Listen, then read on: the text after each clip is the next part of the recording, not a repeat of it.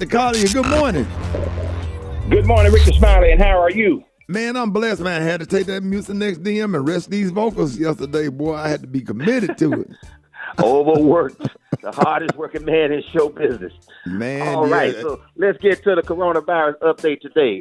Amidst 250,000 deaths now, the FDA has given emergency authorization for antibody treatments made by two different companies. One is a treatment made by Regeneron. It's a cocktail of two antibodies, the objective of which is to keep the infection in check. It works best if given early in the course of the disease. And amazingly enough, it's not authorized for people who are hospitalized or who need oxygen, but it's exactly the treatment that President Trump got when he was hospitalized and needed oxygen. Dr. Collier, does it mess up your normal antibodies when you take that? When they give you that? That is the question. It's supposed to, the objective is for it to boost your body's immune response or jumpstart it. And that makes reasonable sense because if you're exposed to the actual virus, then your body still should respond. But that's an actual acute treatment. So if you're infected, you get that. You start to get immediate response to killing the virus versus waiting on your body to make it. So how that's going to affect the normal antibody process is going to be a big question. Now, again, they have two of those treatments. One has two antibodies, and the other one is a single antibody treatment. And that one has even been recognized to use in children down to age 12. So, again, those are bridge therapies based on what's available now, something you can actually do versus the new vaccines. Now, there's a third vaccine that was announced quietly, amazingly enough. 90% efficacy. This is made by AstraZeneca.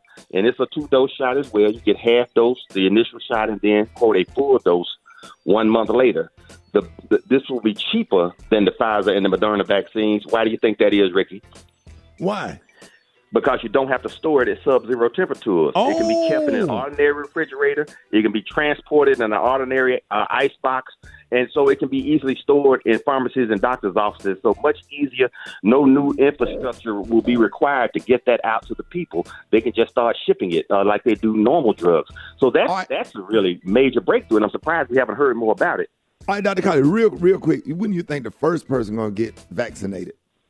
I think first responders and people on the front line in healthcare, but they're saying frontline workers could be anybody from the people that are working in grocery stores, etc. And so, but the elderly, the people that are at higher risk, and then people that are actually working and getting continuous exposure. However, I wouldn't be surprised if all of a sudden all the NBA teams get it, all the NFL teams get it, et cetera. Amazingly enough, because when you have resources, things become available to you. Yeah. So hopefully it will be available for people. All right. You're on with Dr. Collier. Good morning. I haven't had the flu shot in about 20 years. This past year, June, I was diagnosed with type 2 diabetes. I'm taking a little bit of this thing called CMOS. My biggest thing is right now is that I'm trying to keep my immune system build up. I'm about to order some of your products offline. My question is, if I haven't had the flu shot or anything like that within 20, 25 years, and then they're coming out with this shot, as long as I don't have COVID, do you feel like it's in my best interest to take this shot? I mean, if I don't have any symptoms, why should I take the shot? Example of what we're talking about, because 20 years ago, the flu vaccine actually was live flu, and it gave you the flu. Hopefully a mild case, but some people would have really bad cases of the flu, and that's why they wouldn't take the shot, including me. But the technology has improved. There is nothing disease-causing in the current flu vaccines, no matter which one you get. There's a normal strength and what's called a high strength, a higher dose for people that are either immune compromised or older.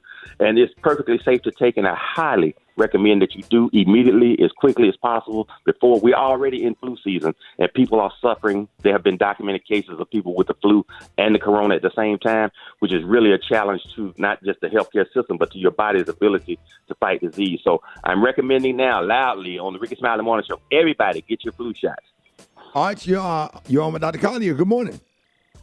To know if I have a friend that has a mask on, is it okay to still have sex with them as long as the mask is on?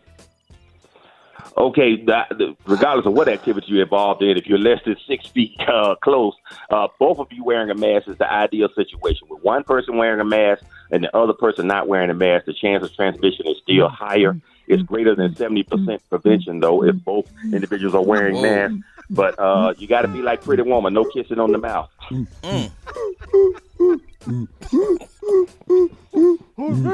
It's quite a visual.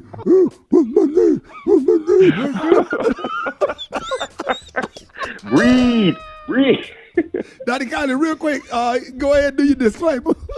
Okay, these are the opinions of Dr. M.J. Collier and not those of the Rickey Smiley Morning Show or its radio affiliates. Please go to lipodrops.com and find out how you can boost your immune system.